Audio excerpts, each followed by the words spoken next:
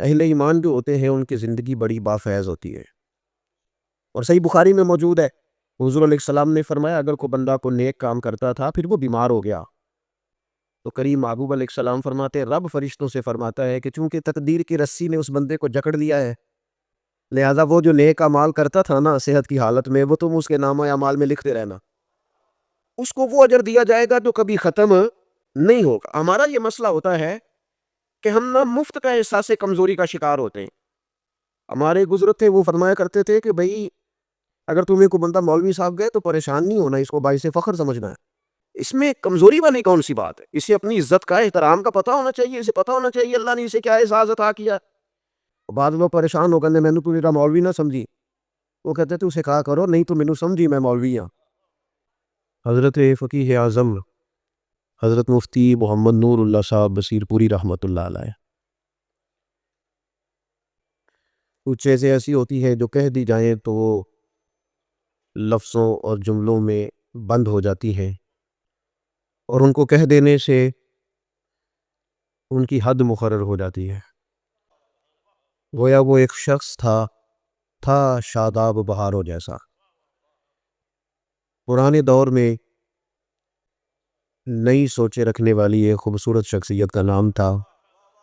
انہوں نے خدمات سر انجام دی ہے اور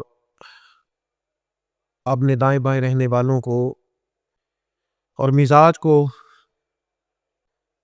علم کا مزاج دیا ہے۔ یہاں فیضان ہے حضرت سیدی ابو البرکات علیہ رحمہ کا۔ سید صاحب اپنے شاگردوں سے فرمایا کرتے تھے کہ تم کہتے رہو کہ ہم گناہگار ہیں، ہم تو عاجز بندے ہیں، پر یاد رکھنا اس کا آنا جانا دین سمجھتے ہیں۔ لوگ کہتے ہیں فلاں مولانا بھی تو کر رہے تھے، لوگ عالم کا اٹھنا بیٹھنا دین سمجھتے ہیں۔ تو اس کے لیے یہ احساس ہونا بھی ضروری ہے کہ میں اب کس مسلک پہ ہوں۔ بندہ مومن بڑا بافیض ہوتا ہے، بڑا بابرکت ہوتا ہے، بس اسے سمجھ لینا چاہیے کہ میں مومن ہوں۔ اسے اس بات کا وہ جو کہا گیا نا کہ من عرف نفسہ فقد عرف ربہ، جس نے طرح پہچان لیا نا کہ میں کون ہوں، وہی تو اس رستے پہ چل نکلا ہے جس رستے پہ انسان کو اللہ تعالیٰ کی معرفت نصیب ہوتی ہے۔ جو آدمی بھی تھوڑا بہت کتاب سے تعلق رکھتا ہے وہ بڑی جلدی ان کے اس مزاج کو سمجھ سکتا ہے۔ اور میں یہ بھی اکثر آپ کی خدمت میں عرض کرتا ہوں کہ یہ جو بزرگ ہوتے ہیں ان کے عرس بھی بڑے ضروری ہوتے ہیں، لیکن بنیادی طور پر جو ایسے مشائخ ہوتے ہیں ان پر تو مقالہ جات ہونی چاہیے، سیمینار ہونے چاہیے، اور ان کی مختلف جہتوں کو اہل علم کے سامنے واضح کرنا چاہیے۔